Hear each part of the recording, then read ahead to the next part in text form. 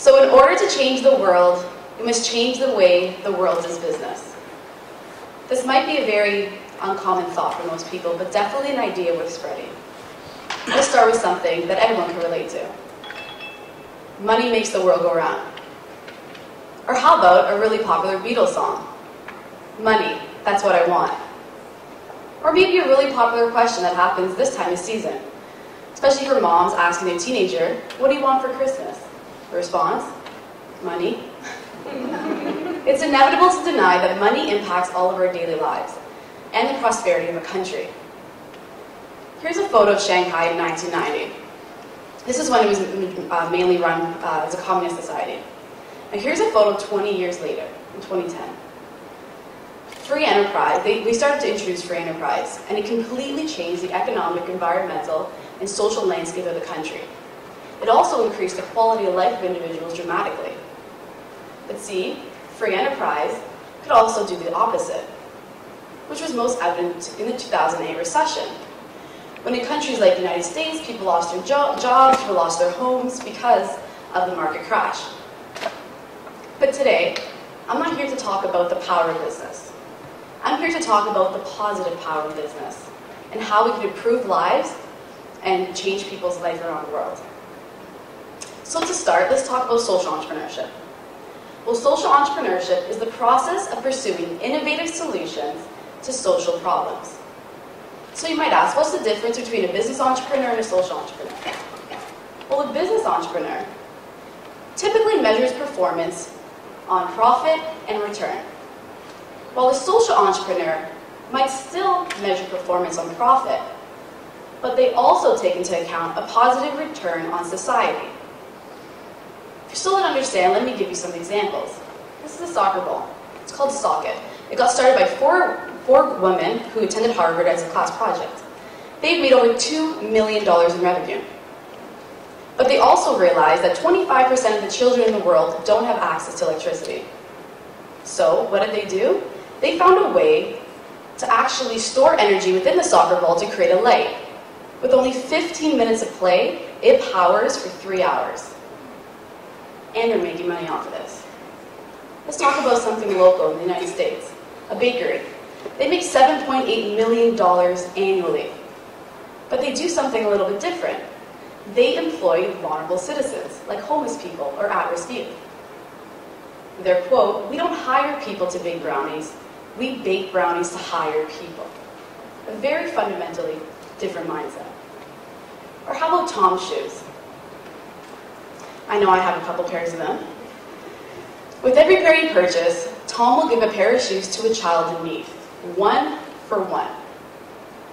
Last year, they sold 10 million pairs of shoes. Overall, they sold 10 million pairs of shoes, and they've given away 10 million pairs of shoes to people in need. See, these are all examples of how the positive power of business works, how you can create wealth and help society. So today, I'm going to tell you some of my experiences that I've had and how the positive power of business has transformed lives. So I'd like to tell you about a trip to Kenya. I've been there 3 times. And every time I talk to people and tell them that I've been to Kenya, I get the same response usually. Did you go to build a school? And that always surprises me, because why would me, a 24-year-old girl from Canada who has no skills in engineering and no skills in construction, fly all the way to Africa to go build a school? When we know that there's a lot of capable men and women who would be more than happy to get a paid job to build a school. So then you ask, well, what do we do in Africa? Well, we found 3 major needs. On our first trip, we went and we really analyzed the needs. The first one was hunger. Children weren't eating. They definitely weren't eating 3 meals a day, and they were malnourished. However, Kenya is an agriculture-based society. Food was readily available, but nobody had money to actually go and purchase the food. The second was disease. Where I was, malaria was an issue, and there were children dying of malaria.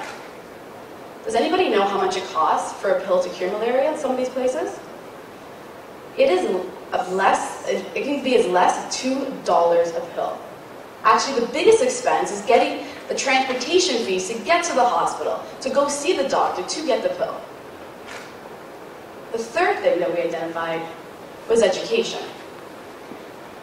See, there were schools, a lot of families there have 7, 8 children, and a lot of parents had to decide which child was going to go to school. But it wasn't because there was a lack of schools or a lack of infrastructure or teachers.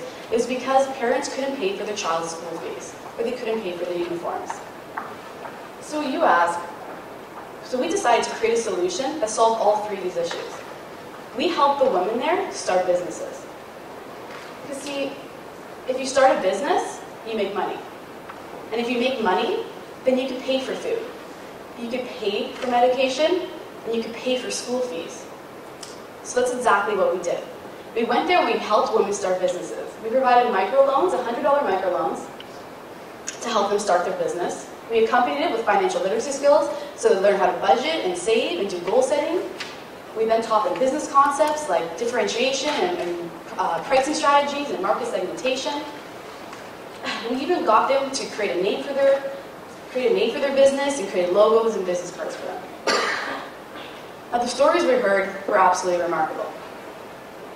This was Helida. Helida, she's one of my favorites. When I first met her, she was going door to door asking people for money. She's also HIV positive and takes care of her kids and her grandkids and her siblings.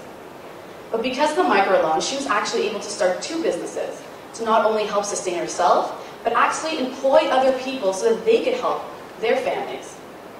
Because of the microloan, she was now able to feed all of her children 3 healthy meals a day, and even save enough money to give her brother post-secondary education. We've transformed her life with the positive power of business. But see, there are lots of other organizations out there that do some similar things. For example, Kiva. Kiva is an online website where you can go on and you can actually look at individuals around the world and fund them with their business. The best part is, they have a 99% repayment. So most likely you are guaranteed to receive your money back. So if you fund $100 to a woman, you'll receive that money back and you could have the opportunity to fund another woman. They've given over $500 million and over 1 million people have started to lend money. Or let's talk about the Green Book, probably the most famous microloan. They've given out over 8 million microloans to people around the world, 97% of them being women, because they realize that women really are the sole providers to a lot of families and the ones that really do make the change. See, the current way the system works is people are hungry, donate $1 a day, sponsor a kid. People are sick, let's go send them aid, let's go send them medicine. Or people lack education, so let's fly all the way from Canada to all the way across the world to build a school. When microfinance, for example, can help sustain a woman for a lifetime and help her create wealth so that she can solve all these issues. So, the purpose of the positive power of business is to empower individuals to sustain themselves. But you might say, okay, I get it, I understand. Social entrepreneurship helps poverty, helps people around the world. So let's talk about something that's a little bit closer to home. I want to talk to you about autism. Autism is a neurological disorder that affects social interaction. 1 in 160 children will be diagnosed with autism each year. That is more than children AIDS, cancer, and diabetes combined. Now let's talk about the economics of it. A report just came out that autism costs the United States $126 billion a year. And with the funding that the government gives to autism in America, 60% of it goes to group homes. Because we have not found a solution to provide individuals with autism to sustain themselves. The current solution is putting them in a group home when they get older. So now I'm going to share you a story of how we looked at it differently. I was first exposed to autism when I started babysitting in high school. I babysat 2 kids, Jordan and Samantha. They were both diagnosed with autism. And Jordan, he was nonverbal when I first met him at the age of 3. And it was always but I was very determined to find an outlet for him to communicate. So what we really realized was the computer, Jordan really liked the computer. So we started to use Google and Google Images to start communicating. I remember like the specific day when we were sitting on the computer, and Jordan comes and brings me a bottle of water. So I type in water. And then Jordan starts shooting me. So I type in gun. We then realized that Jordan wanted to have a water fight. We couldn't believe it. So the first thing we did, of course, was have a water fight. And then after that, we decided to use technology to start communicating with him. So we started going on a lot of social networks, because Jordan was able to like, comment, and make friends online without the face-to-face interaction. His most favorite social network, by far, was YouTube. So, for a weekend project, we decided to make a YouTube channel. It's called Dr. Mad Science. He would go online and he would teach simple science experiments to kids. And he felt very comfortable in doing this because he could actually edit the videos himself until he was able to feel comfortable enough to show it to the world. He is now also selling merchandise. He gets a paycheck from Google every single month, and he even buys things to support his business, like a computer and a camera. See, with Jordan, we found out that technology and social media breaks down barriers of communication. And this was an outlet for him that he was now making money to sustain himself. But he's not the only one doing things like this. There's an organization that actually goes and trains individuals with autism on computer skills and computer literacy and tries to get them employed by big corporations. Let's talk about probably one of the biggest. SAP. SAP is an international international corporation around the world. And they made it a recent goal that they want 1% of their workforce to have autism. And what they do is they have these labs where they get individuals with autism to go and test different computer games and computer programming. That's over 10,000 jobs that they're creating. See, they found an innovative solution to use technology to solve a societal need of unemployment for adults with autism. They use the positive power of business to create innovative solutions and foster self-sustainability. Now, let me just make this point very clear. I am not in any way saying charity is wrong. Charity is still extremely crucial, and it's very important for immediate relief. But social innovation is a solution for long-lasting impact. So, you might be here right now saying, how can I be part of this movement, this social entrepreneurship movement going on? Well, there's two ways.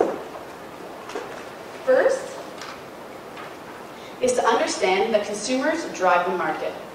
So as a customer, force businesses to become socially responsible. When you're looking to go buy baked goods, buy from the bakery that employs homeless people. And when you're going to go buy a pair of shoes, buy a pair of shoes from a company that donates a pair of shoes to someone else. Because as consumers, you can actually drive the market and make businesses start changing their business model if you show that it's important to you. And the second thing, create innovative solutions. Use the positive power of business to solve societal needs. Focus on empowerment, focus on self-sufficiency, and focus on sustainability. Don't just give a man a fish. Teach a man to fish. And remember, in order to change the world, we must change the way the world does business. Thank you.